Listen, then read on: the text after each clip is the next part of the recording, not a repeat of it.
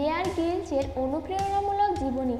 ছেলেটির যখন মাত্র 8 বছর বয়স, তখন তার বাবা তাকে বিশ্বের সর্বোচ্চ পর্বতশৃঙ্গ মাউন্ট এভারেস্টের ছবি দেখিয়ে বলেছিলেন, তুমি কি পারবে এর চূড়ায় উঠতে?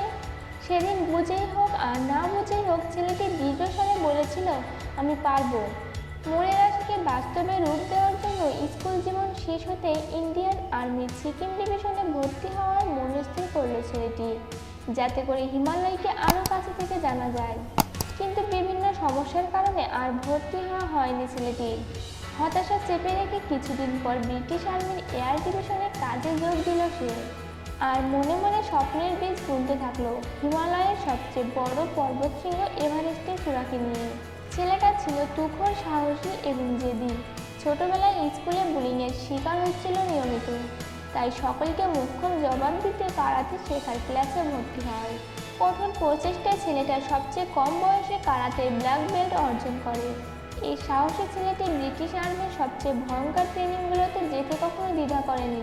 সবকিছুই ঠিকঠাক চলছিল, কিন্তু এর মাঝে জাম্বিয়াতে ফ্রি ফল প্যারাশুটিং করতে গিয়ে মারাত্মকভাবে আঘাতপ্রাপ্ত হয় ছেলেটি। ভেঙে যায় ফিরে যাওয়া 3টি কোষের পা।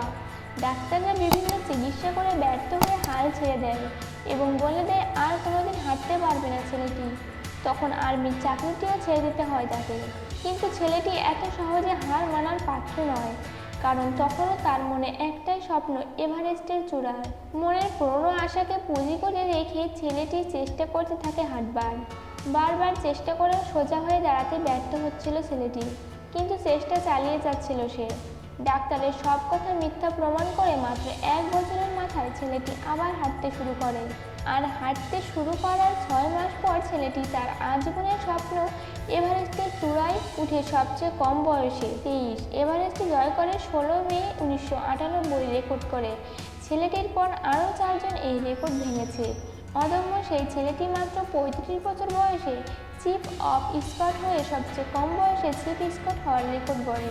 সেই ছেলেটি আর কেউ নয়, তিনি হলেন ডিসকভারি চ্যানেলের ম্যান ভিএস ওয়াইল্ড অনুষ্ঠানের বেয়ার গ্রিলস। বেয়ার গ্রিলস বলেন, টিকে থাকা হচ্ছে 3টি শব্দের যোগফল, নেভার গিভ আপ। তাই হাল ছেড়ো না বন্ধু, চেষ্টা করতে থাকো। মূল কথা হচ্ছে, স্বপ্ন দেখো পূরণ করার উদ্দেশ্য নিয়ে। স্বপ্ন দেখো তাকে বাস্তবায়নের লক্ষ্য নিয়ে। নিজের লক্ষ্যে স্থির থাকলে স্বপ্ন পূরণ হবেই। কীভাবে হবে জানি না, কিন্তু হবেই। ভিডিওটি ভালো লাগলে একটি লাইক করবেন এবং আমার চ্যানেলে নতুন হয়ে থাকলে অবশ্যই সাবস্ক্রাইব করবেন।